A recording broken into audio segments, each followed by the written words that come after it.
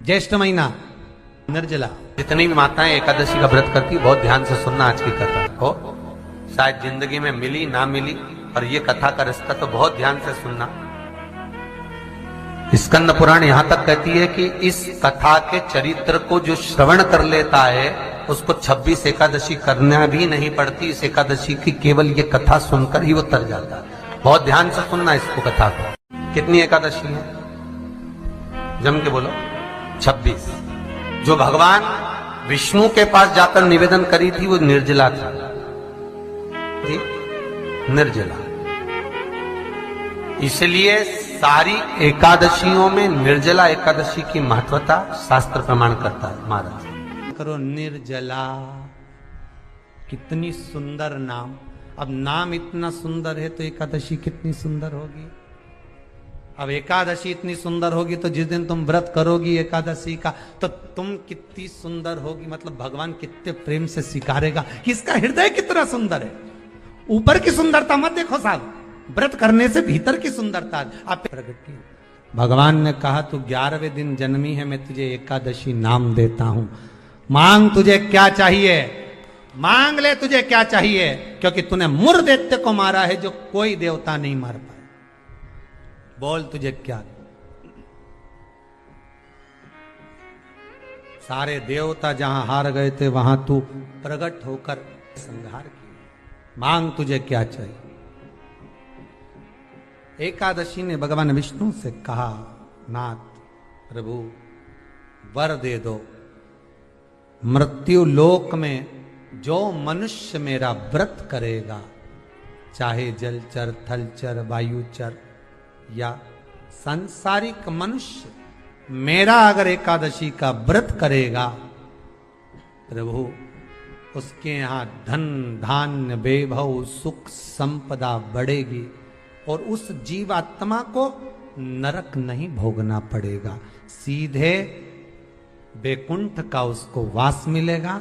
जब जीव आत्मा को लेकर चला जाएगा, यम के दूत जब बंदी बनाकर ले जा रहे होंगे उस जीवात्मा को जिसके प्राण छूटे होंगे, यम के दूत जब बंदी बनाकर ले जा रहे होंगे, तब मुझे वर दो कि मैं इसका हाथ पकड़कर बेतरनी से पार उतार कर सारे नरकों से निकालती हुई आपके धाम में लेकर आऊं।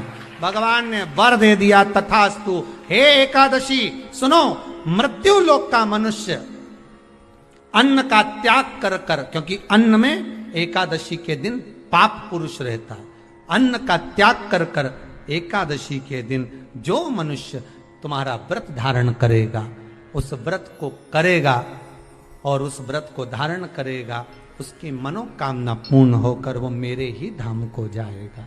ये तो अब निर्जला के दिन शिव महापुराण की कथा कहती है, स्कंद पुराण कहती है कि आप वर्ष भर की एकादशी का क्रम भले ना करें, पर निर्जला एकादशी के दिन जो तुलसी हम ठाकुर जी को समर्पित करते हैं, वो तुलसी, ध्यान देना, वो तुलसी अगर मान लो आपके पास में रखी है, निर्जला एकादशी के दिन भगवान ठाकुर जी को, शालिग्राम जी को, लड्डू गोपाल जी को, आपके घर में, आपके मंदिर में जो आपने भगवान को तुलसी समर्पित करी है, वो तुलसी मान लो तुम्हारे पास रखी है और कोई व्यक्ति को बहुत बहुत ज्यादा कष्ट है शरीर में, बहुत बहुत कष्ट है, थोड़ी सी वो तुलसी चढ़ी हुई ठाकुर के चरणारविंद की, आप उस जीव को दो तो सही, आधा घंटा इंतजार करो, स्वास्थ्य में अंतर आना प्रारंभ हो जाता है उस निर्जला का। क्योंकि निर्जला ऐसी एकादशी है जिसने जगत में जाकर, देवताओं के पास जाकर निवेदन करा है जग कल्याण के। घर में कमाने वाले 2-4 हैं, पैसा तो आ रहा है और घर में टिक नहीं रहा। डॉक्टर में, पुलिस में, एक्सीडेंट आदि में, कहीं गलत जगह पर व्यसन में अगर पैसा जा रहा है, जुए में, मांसाहार, मदिरा पान, या कहीं आया पैसा, पैसा आने में कमी नहीं, आ रहा है पर टिक नहीं रहा, रुक नहीं रहा। कोई मांगने आ गया, दे दिया, फिर वहां से अपने पास नहीं आ रहा, अपन कह रहे हैं भैया हमारा पैसा लौटा दो, नहीं आ रहा। तो महाराज शिव महापुराण की कथा कहती है, एकादशी के दिन गंगा के जल में मात्र 7 बेलपत्री डालकर जो नंदीश्वर भगवान अर्थात जो शंकर जी के शिवलिंग के सामने नंदी होता है, उस नंदी के चरण पर गंगा का जल चढ़ाकर बेलपत्री शिव पर समर्पित कर देता है, उसके घर में रुपया रुकना चालू हो जाता है। फिर वो गलत जगह पर नहीं जाता, गलत स्थान पर वो धन जाएगा ही नहीं। बेटा अगर व्यसन में पड़ा हुआ है, मदिरापान में पड़ा हुआ है, मांसाहार में, जुए आदि में जा रहा है, तुम्हें लग रहा है कि मेरा बेटा गलत मार्ग पर जा रहा है, ये मित्र दोस्ती गलत हो रही है, वो सही जगह पर जाए। कई लोग इसको धन के लिए भी करते हैं, संपदा के लिए। संपदा के लिए अर्थात जिसका व्यापार नहीं चलता, जिसके घर में पैसा नहीं आता, या नौकरी नहीं लग रही, या सर्विस नहीं लग रही, आप अप्लाई कर रहे हो, जगह जगह जाकर इंटरव्यू भी दे रहे हो और पैसा नहीं आ, तो उसके लिए भी प्रयास किया जाता। पर उसके लिए यहाँ पर जो धन के लिए करते हैं, उसके लिए विष्णुपदी के लिए करते हैं। मतलब जैसे गंगा के जल में तुलसी के 11 पत्ते डाले जाते हैं। कितने पत्ते डालते हैं? 11 तुलसी के पत्ते डालते हैं, और उसको किसी भी नारायण के मंदिर में, राम कृष्ण शिव शंकर नहीं, राम कृष्ण भगवान विष्णु दत्त आदि जितने नारायण के मंदिर हैं, उस मंदिर में किसी भी पात्र में, एक छोटे से पात्र में उसको भरकर रखी जाते हैं महाराज। उससे भी जॉब, सर्विस, नौकरी में सफलता प्राप्त हो जाती है। परंतु वो भी एकादशी को ही होता है। कुछ देर तक पात्र को रखा जाता है, फिर वही पात्र का जल किसी भी वृक्ष के नीचे डाल दिया जाता है, उससे भी नौकरी के लिए फायदा मिलता है। नहीं, एकादशी है कौन? क्यों इसकी इतनी प्रधानता है? क्यों इसकी पुण्यता है? ऐसा क्या है एकादशी में जो इसकी पुण्यता मानी जाए? कौन है ये जो भगवान नारायण तक एकादशी का व्रत करते हैं? सुभद्रा जी को भगवान जगन्नाथ ने, जगदीश ने एकादशी का व्रत कराया था। बद्रीनारायण भगवान को माता लक्ष्मी ने एकादशी का व्रत कराया था। क्यों? चंद्रायण एकादशी व्रत की माता। एकादशी है कौन? तो कहा जिसको व्रत करने पर भगवान नारायण भी जिसका व्रत करते हो, भगवान माता लक्ष्मी जिसका व्रत करती हो, वो एकादशी है कौन? तो शास्त्र वर्णन करता है महाराज, स्कंद पुराण का सुंदर चातुर्मास्य खंड के अंतर्गत वर्णन आया है महाराज। एक बार भगवान विष्णु आनंद में विराजमान थे, पद्मावती और माता लक्ष्मी दोनों उनके पास में विराजी हुई थी। भगवान लक्ष्मी और पद्मावती दोनों बैठी, एक सिर के पास, एक चरण के पास।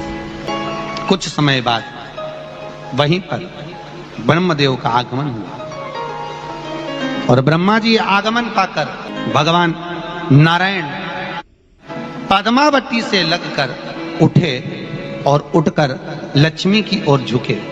झुकने पर इन तीनों के समागम से भगवान नारायण के हृदय चित्त से एक कन्या प्रकट हो गई। उस कन्या का नाम एका था। क्या नाम था? एका। अब 10 उसके गुण इतने प्रबल थे, वो 10 गुण उसके बड़े प्रबल थे कि वो एका जिसको निहारती थी उसको संपदावान बना देती थी, जिसको देख लेती थी उसके जीवन में वो आनंद की अनुभूतियां करा देती थी। एका जिस मार्ग से जाती थी उस मार्ग के द्वार खोल देती थी। एका का पुण्य इतना पुण्य प्रखर। पद्मावती और लक्ष्मी ने कहा महाराज ये बेटी आपके द्वारा निर्मित हुई है, इसका कन्यादान करना चाहिए। हमारे यहाँ हिंदू धर्म में रीति है, जिस दिन कन्यादान करा जाता है उस दिन व्रत रखा जाता है। अब आजकल रखते कि नहीं रखते हो मालूम नहीं, और कन्यादान करते समय व्रत रखा जाता है। व्रत रखा तो निर्जला पहुंची है, और निर्जला ने जाकर भगवान नारायण से निवेदन करा। भगवान विष्णु ने पूछा क्या बात है निर्जला, आज तुम खेलती हुई यहां पर आकर खड़ी हो गई, क्या हुआ क्या है? क्या तुमको गौलोक धाम में आनंद की अनुभूति नहीं हो रही जो तुम बैकुंठ में आई? निर्जला घूमती घूमती भगवान के सम्मुख में पहुंच गई। भगवान ने पूछ रहे हैं, बार बार पूछा, निर्जला हुआ क्या तुमको?